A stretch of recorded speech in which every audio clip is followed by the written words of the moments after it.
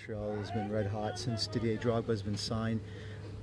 Especially as a goalkeeper like yourself, how do you have to handle a guy who's probably very strong, very difficult to get off the ball from your defenders, and you have to find a way to see where he's going to be shooting at you?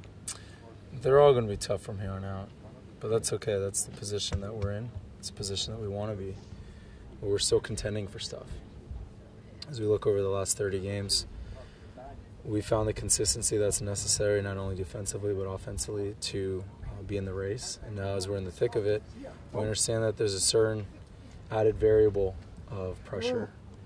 But it's important for us not necessarily to be too focused on the pressure, but understand that if we continue to rely on the elements that got us here, then we should continue our success. And so as we look forward to Didier, as we look forward to whoever we play next, we understand that they're still jockeying for position, but we're in the same spot. I think it would be naive for us to think that just because we're at the top of the table now, our work's done. If anything, we're still looking to improve. So just looking at film today, we know what we're up against. A very fast team. They've got more than just Didier. Yeah, he's come and he's changed almost the outlook or the vantage point of that team, but they already had good players, and he might have been the missing piece that just helped him get over the hump. We'll look to play in the same way that we played against Kai, understanding that there's some battles that we may not win, but if we can pick up the loose balls, if we can limit the damage of the other players, I think that puts us in a good position to win. You talked a little bit about pressure building on you guys, and just comparing it to 2013 when you guys were in the Shield race last time.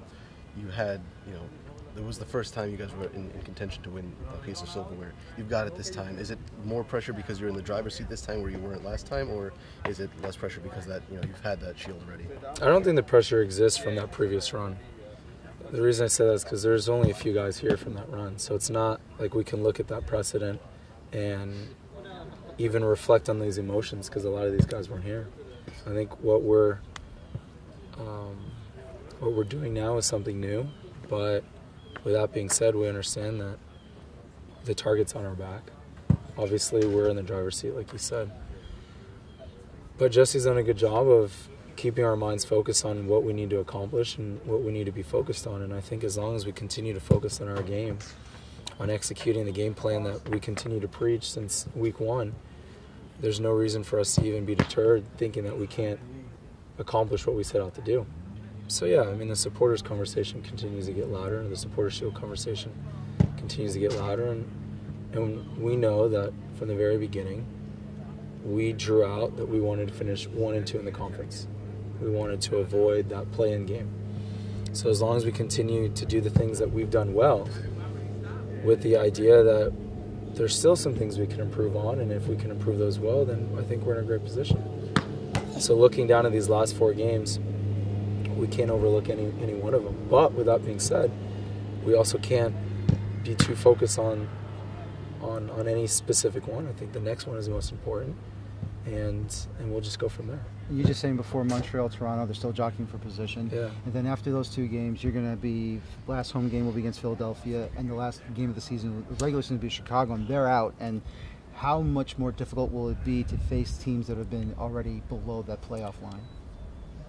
So this continues on the point that I just made, is we don't want to put too much focus on one game because of all the extenuating circumstances. Our focus is just the next game. Mm-hmm. And we understand that each game is going to be difficult because even as we get to those other games, they're going to want to knock us off. There are a couple rivals in there. So for us, the next task is Montreal. Mm-hmm. Didier and company. They've got a lot to bring to the table, a lot to offer. And we found the most success when we worry about ourselves. I think when we game plan too much for the other team, then we start focusing on that too much. But when we allow ourselves to find the confidence in our own game plan, in our own ability, I feel we do well. So that's what we'll continue to do. You guys have been pretty consistent tactically with the way you guys handle your business, but yeah, after we haven't changed. Right, but I bring that up because after the game, a couple guys mentioned that the first maybe 10 minutes when you guys conceded that goal, you guys were trying something new. Was it something new? Yeah, but it's just there was something that we identified, and maybe we put a little bit too much attention on it. But then it shows the intelligence of the players.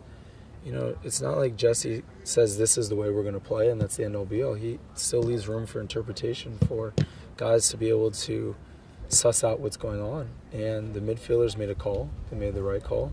And that had nothing to necessarily negate what we saw beforehand. We just started to realize that we're finding more confidence if we just go back to the original game plan, and it worked out well for us. Was that a change in your pressing style, or was it? No, I mean, the pressing was still there. You know, it was just the angle in which we pressed, but the press is always there.